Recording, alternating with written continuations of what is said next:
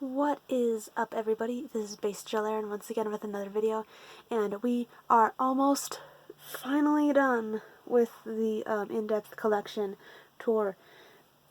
We are almost fucking free, my dudes. This series is almost over, and we can just be done with it, and we can forget that it ever happened. But we just need to finish one more quick little shelf right up here, and then it'll be done and through, and I can go back to not posting anything because I don't post videos ever except for when I want to show off the shit that I buy.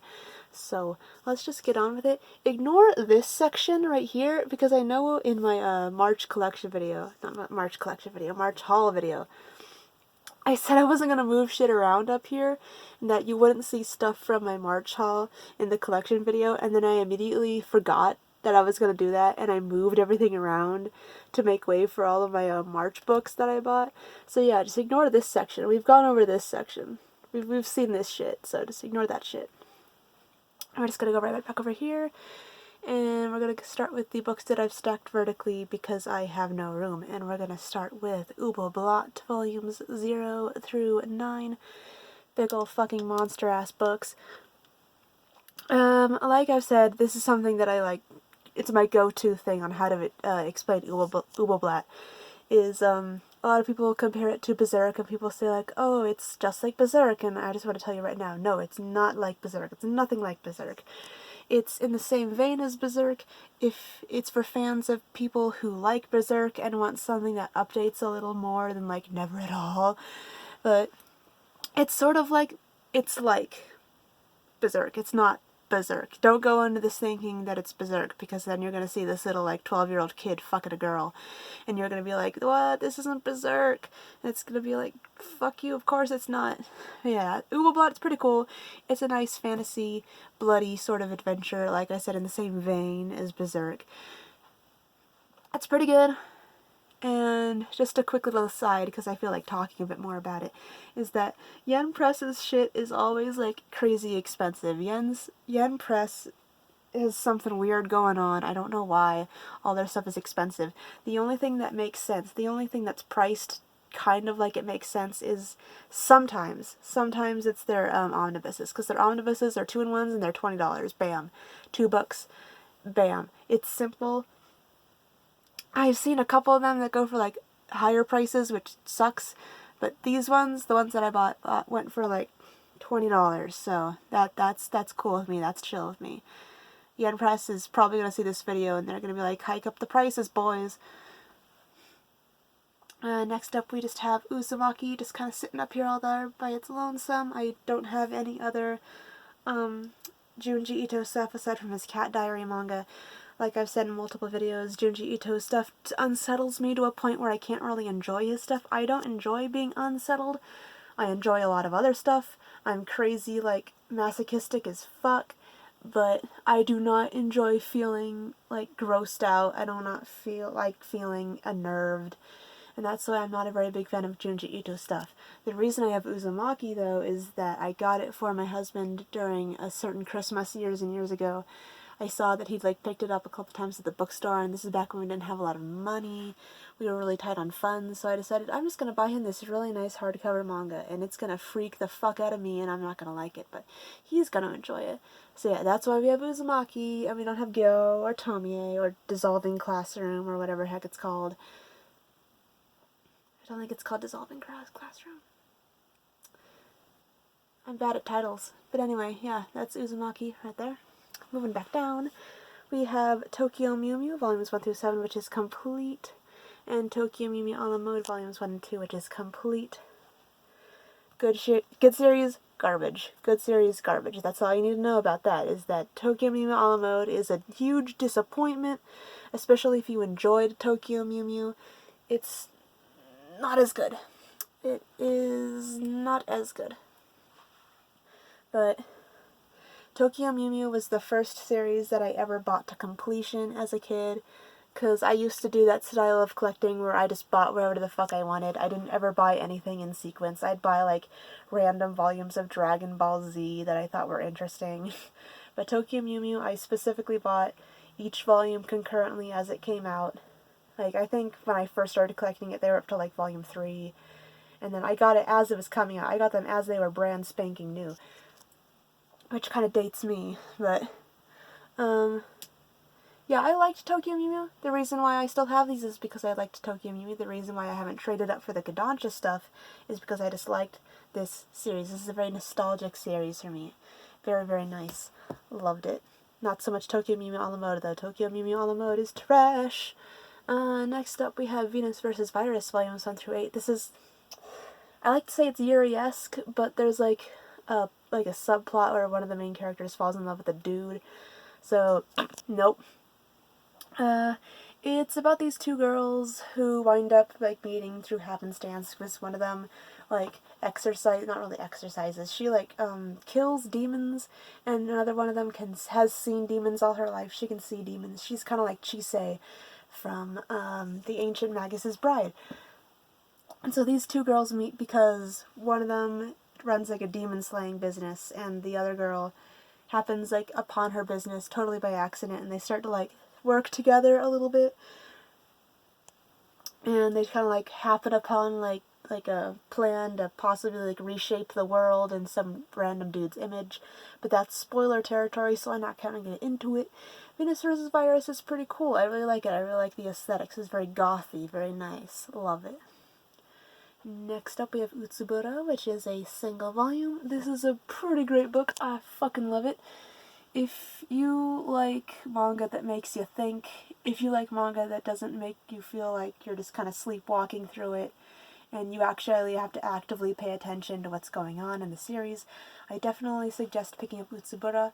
It is an excellent book about an author who starts to plagiarize this one specific like work that was like sent into him at some point, and unbeknownst to him, it causes all this drama with with the party that wrote the book, and there's like a suicide involved. It's crazy, but Utsubura, pretty good single volume series.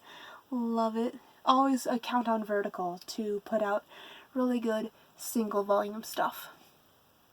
Next up we have Waranahara and the Great Blue Sea, which is based off a video game I never played. I didn't even know it existed. I just got this because it was cute. It's still cute, so I'm still holding on to it despite the fact that it appears to place itself in the middle of whatever game series this is in. This takes place in between, possibly, because I didn't do much research, possibly between like 2 installments of this game, where you're kind of plopped in the middle of like the series where character like stuff has already been established. There's like some drama going on with like the 2 main characters that is never explained to you. It's just all like, oh, this one guy, he betrayed us and he's super distant, and you never figure out why. He's just vague about it the whole fucking time. But yeah, Waranahara and the Great Blue Sea, if you've played this game, if you know what the fuck this game even is, then pick it up, because it's, you know, it's additional content for that game you play. Otherwise, it's cute, it's nice, it's just a fun little thing. Ignore that, we've already been through that. Next up we have Toyou Game, volumes 1 through 3, which is complete. I feel like it's kind of like Another. It's kind of got the same sort of like weird supernatural game that happens in a classroom where people start to mysteriously die. I feel like this is Another if it was super fucking edgy. Like, this is like Another with like the edge turned up to like 11 is what Toyou Game is. But it's a fun bloody romp. If you liked Another, you'll probably like Toyou Game.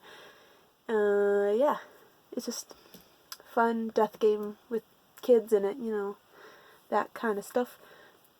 Next up we have Torikoro, volumes 1 and 2.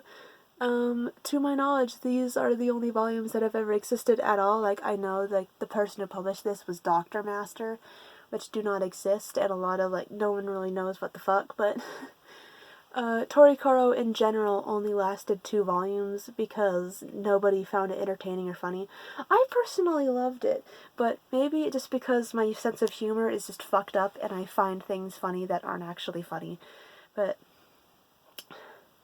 it's about this girl, and she lives alone with her mom. I guess her dad has passed away, but they get in these 2 girls. One of them is from Hokkaido, I think, and another one's from, I think she's from Hiroshima, don't quote me on that, but they're two girls from like separate parts of like the country, and they move in with her, and it's just the day-to-day lives of these three girls living together from like different parts of Japan, and it's them just playing off of each other. Fun fact about this one, backstory to my fucking life, is that I lent these out to one of my friends way back in the day in high school, and these are tiny fucking volumes. These are 4 koma. You could probably finish these in like an afternoon. And she had them for like months and months. And I would constantly be like, hey, are you done reading Torikoro? Because I kind of need it back. And she was like, no, I still haven't finished reading it. And then she finally finished reading Volume 1, lent out Volume 2, didn't see Volume 2 for months and months and months. I'm so glad she got them back to me because I don't trust nobody anymore. But it's just the fact that she held on to them for so goddamn long, and it took her so long to read them. It was such a frustrating point in my life, because I kept on lending things out to people, and they would keep them forever. And I would, like, forget that I even had them in my collection, and then they'd, like, pop up one day, like, hey, here's Torikoro Volume 2, and I'd be like, holy shit, I owned that. But yeah, that's Torikoro Volumes 1 and 2. Judging strictly on the critics, I don't suggest you buy it, even look into it, considering it's not even a complete series. It's just on hiatus hell forever in Japan, and it's published by a dead company here, so, I mean, it's not something that would be in high demand. Next up we have Densha Otoko, Train Man. I said that backwards, but this is the, other Train Man manga that we have, the other one being the one published by CMX.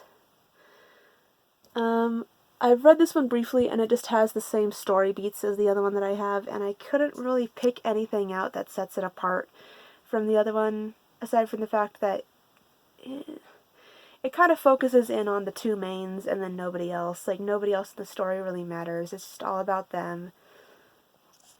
And the one thing about this series that, like, it disappoints me, it's not the series itself, it's that I got this one, I forget what used chain I got this from, but I think it was either Better World Books, or, it was another one, I think.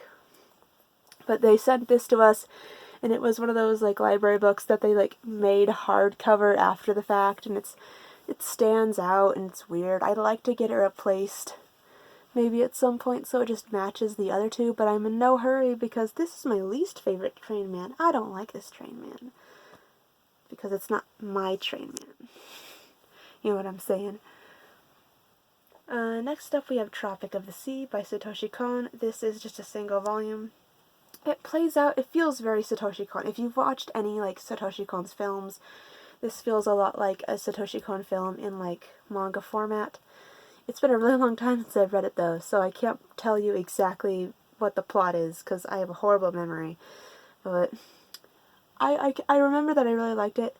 It's, once again, it's a single volume by Vertical, and I trust Vertical with, like, my life. So, yeah, it's Tropic of the Sea. Next to that, we have Voiceful, which is also a single volume. This also came out during the olden days when Seven Seas was just then trying out Yuri for the first time, and half of the Yuri that they put out wasn't even Yuri. It was kind of like girls in semi-close relationships, but the story had nothing to do with the Yuri. But Voiceful, it's a very soft Yuri. It's very sweet. It's very friendly. It's very nice. Very compact into just one single volume. The art is especially very, very soft and cute in this one. I really, really like it. And yeah, it's complete, which is something that I can't really say about most, if not all, of the Yuri series that Seven Seas put out back in the day.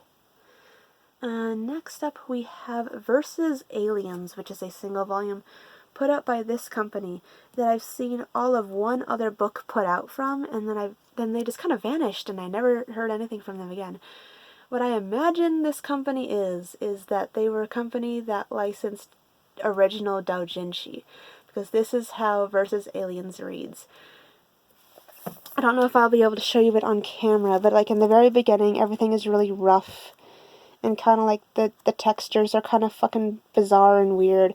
by the very end of it, it's a lot more polished and clean, and it feels like it was made over a course of a very long time instead of like in a monthly magazine.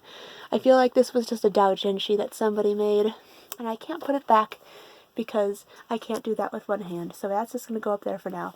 But yeah, I feel like Gen, whatever the fuck this publisher even was just a publisher who published original doujinshi. But they didn't publish a lot, and then they vanished, and I don't know. But Versus Aliens is okay. I got it because it looked interesting. It's not the most interesting manga in the world. I don't suggest you go pick it up, because it's not, like, super, like, cool and interesting, and it's not a fun plot. It's just about this guy who is told by another classmate that she thinks another one of their classmates is an alien.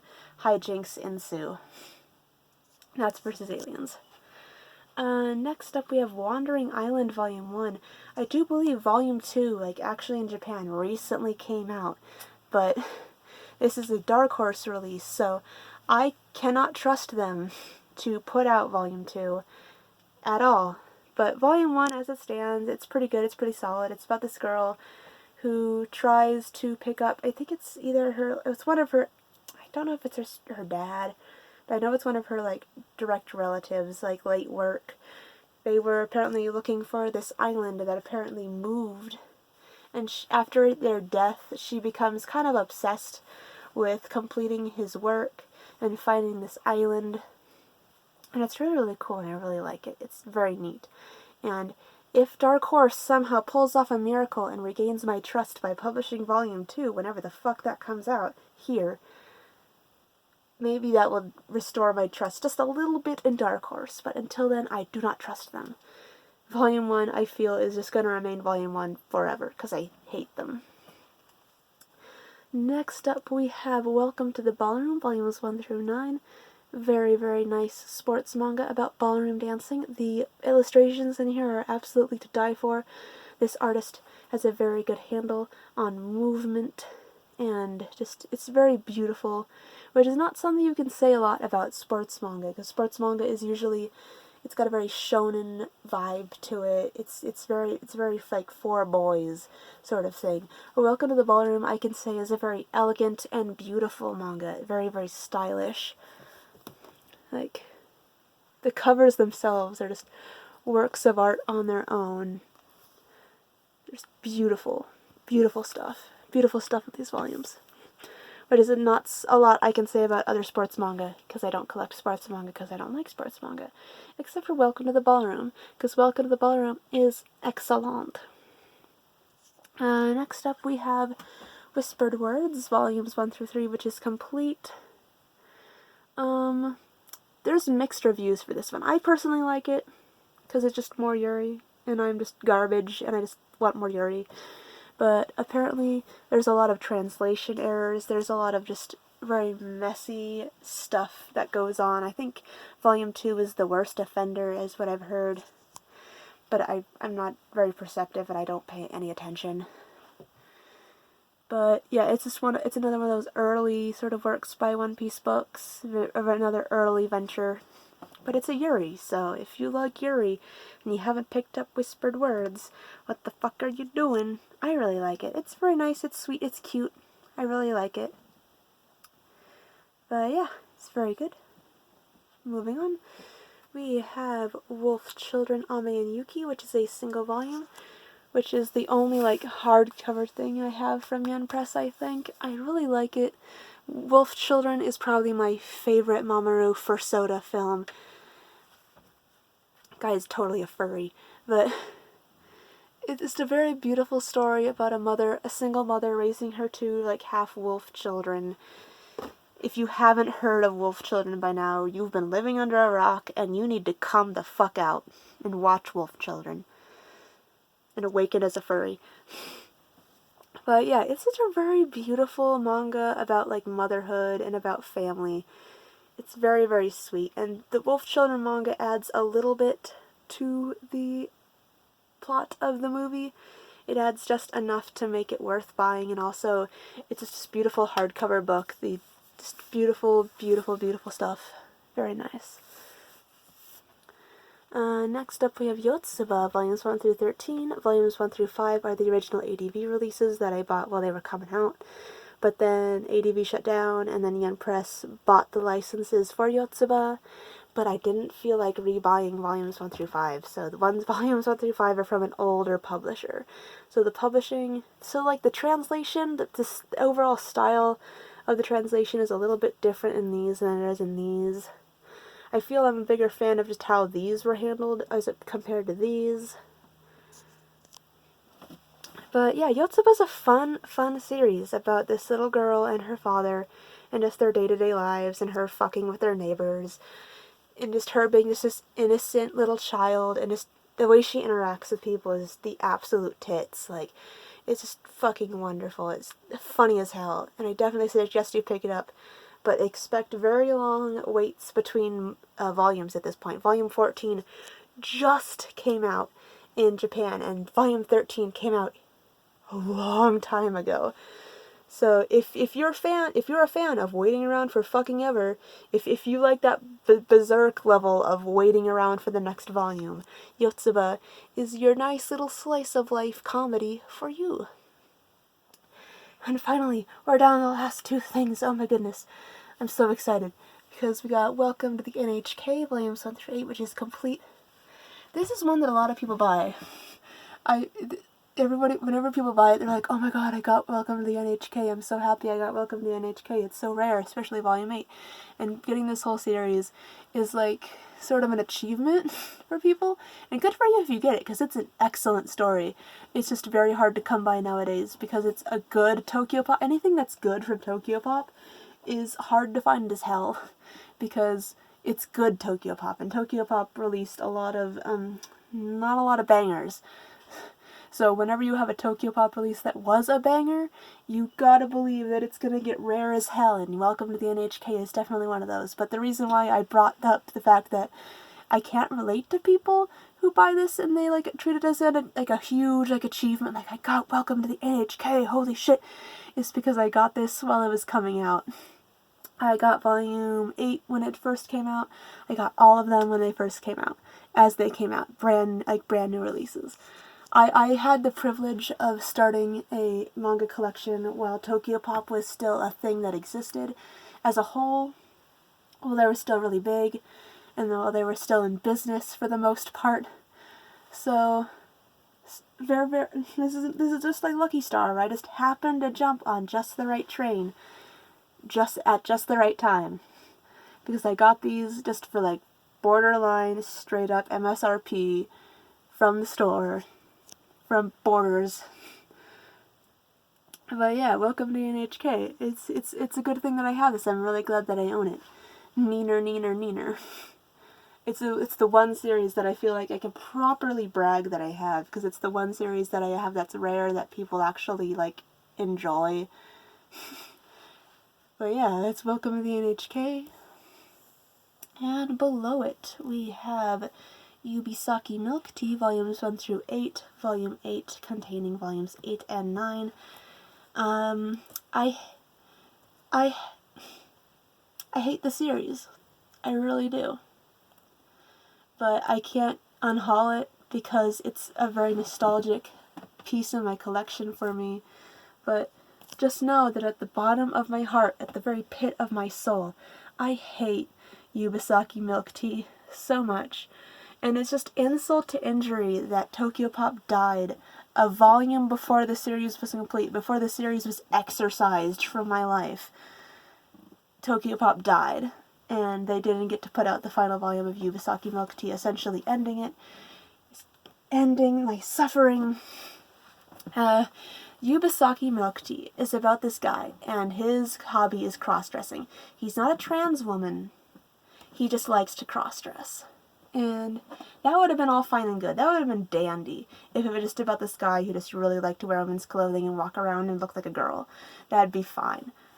But it's the fact that every single other volume, it's a love triangle manga. And it's between him, his childhood friend, and his, friend from school who's, a really sexy, smart girl. Who, she takes off her glasses and, oh my god, she's beautiful.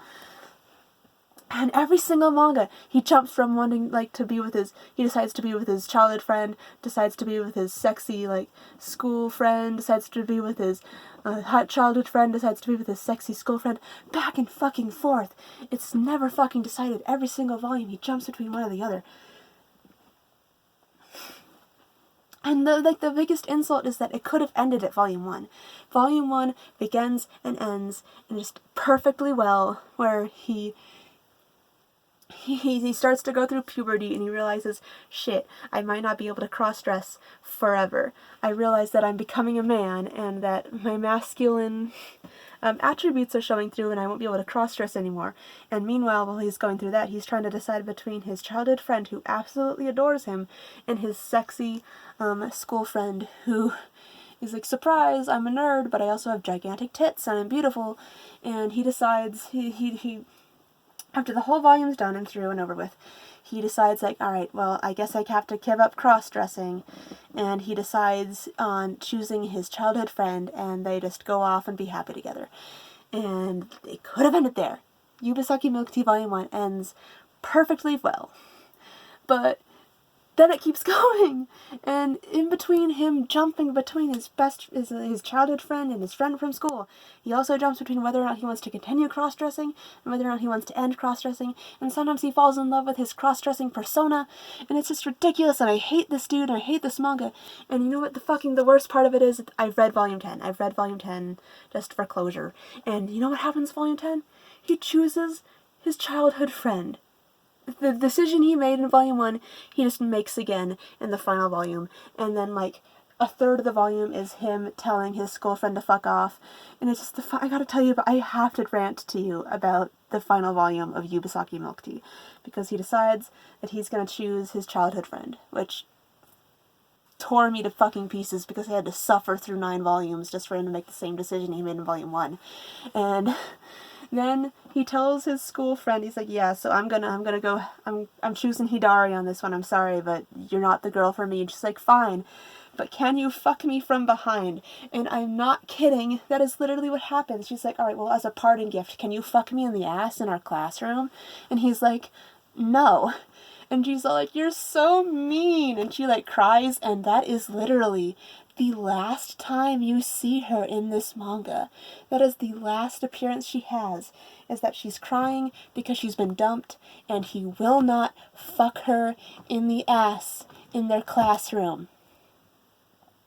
And then he goes off with his childhood friend, and for the last 2/3 of the manga, they go to a love hotel, and they have sex several times. And that's it.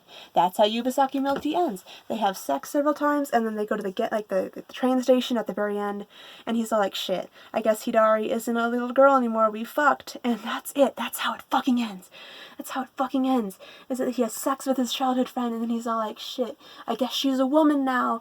And just, I fucking hate you, Yubisaki Milk Tea. This is the reason I wanted to do the manga unrecommendation series. Not Fire Punch. Fire Punch was just the introductory piece, but the fact that I started with Fire Punch ruined the manga unrecommendation series for me because I got bitched the fuck out at, and I never got to bitch about Yubisaki Milk Tea, so I'm doing it here. Fuck you, Yubisaki Milk Tea. You ruined my fucking life. And we're done. That's it. That's everything. That's everything I owned, except for the shit that I just collected in March. But essentially, that's my whole collection. And for the most part, love everything in here. Hate you. Love everything else in here. It's great. I love it. I'm very blessed to have such a great collection. I'm very thankful for everybody for sticking around for 9 whole fucking videos watching me film my goddamn manga collection. And thank you very much for subscribing if you have. Thank you very much for sticking around for these videos. Thank you for listening to me rant and curse for the last, 10 minutes of this video. And I will see you all in the next video, whatever that may be about. And yeah, so goodbye.